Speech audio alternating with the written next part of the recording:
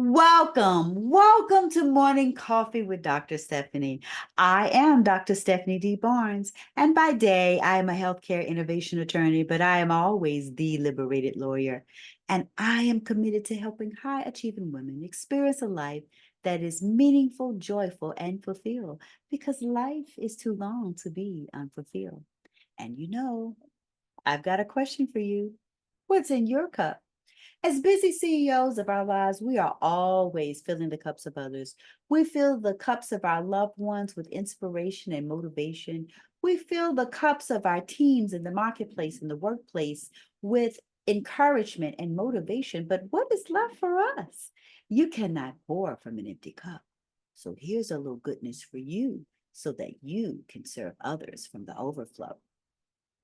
And today, I want you to empty your cup of normalizing struggle. Whew, struggle is so last year. We need to stop normalizing pain, suffering, agony, and misery. That is not our portion. It is not our portion. The struggle may be real, but struggle is not all that there is. Struggle is not our portion. So, certainly we will experience these things. We will experience pain and suffering and misery from time to time. But I challenge you to believe that those things, struggle, should be the exception, not the norm. We really should be living the soft life. And remember, I've talked about the soft life. I've given you 2 whole series on the soft life. So go back and re-listen to the soft life series, part 1 and part 2, so we can get some strategy around how to live the soft life. And remember, it's about living life with grace and ease, living life in a way that we are able to enjoy the fruit of our labor.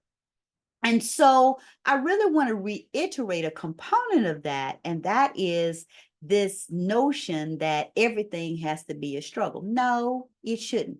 You don't have to struggle. You are not destined to be struggling all the time.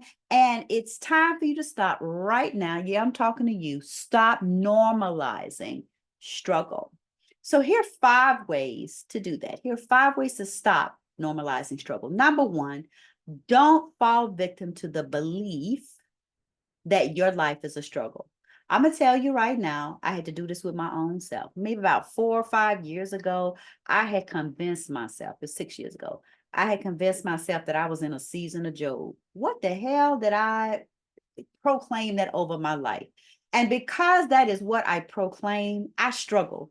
I struggle when I didn't need to struggle because my mind was so convinced that I was in this season of Job, and I just accepted the struggle, and really didn't do anything to get myself out of it until one day I had a V8 and said, this ain't my portion. I say it like that. So that's the thing. Don't fall victim to that. Don't tell yourself that. Don't proclaim that over your life.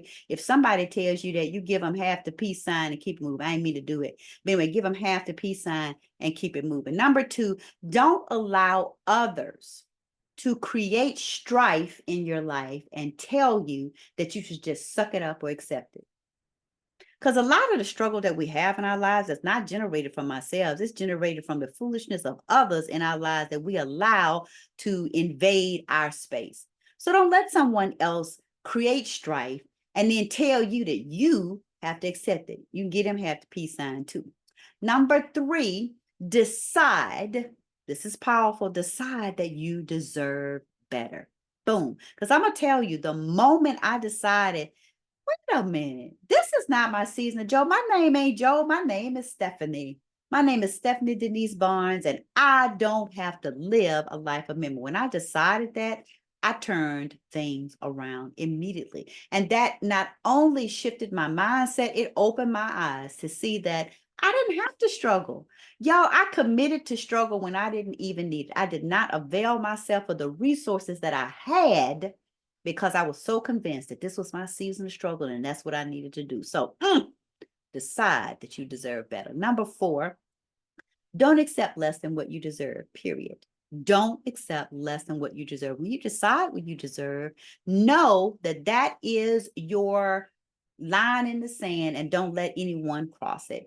Don't accept it, because when you accept struggle as your portion, guess what? That's what your life becomes. So don't accept less than what you deserve. And number 5, this is so important. Reorient your mind. Reorient your mind to expect that life is good, to expect that your life is full of abundance, and to expect that good things happen to you, and to expect that you deserve all the goodness that you can stand. So, we deserve to have a life that is joyful, meaningful, and fulfilled. We were not put here on this earth to suffer indefinitely. Yes, we may suffer. Yes, we may struggle. Yes, we may endure pain, but that is not our portion. I truly believe that when you expect good things to happen, they do. When you believe that goodness will overflow in your life, it will. When you face struggles with a focus on moving forward, moving past them, you will see all the resources, the people, the connections, the tools that you have at your fingertips to get you beyond the struggle. Your life was meant to be abundant. Believe that you deserve abundance and stop right now normalizing that your life is struggle. You were meant to live the soft life. You were meant to live in abundance. You were meant to live this life with grace and with ease. Ease does not mean easy, but it does mean that things flow to you abundantly. Here's to emptying our cups of normalizing struggle. That is not our portion. Until next time. I hope that you've enjoyed this morning's coffee. And if you're ready to begin to reorient your focus on how you can achieve abundance, let's have a revelation conversation where you and I can sit down and begin to map out how you will receive your portion of abundance, grace, and goodness. Life is too long to be unfulfilled. Until next time.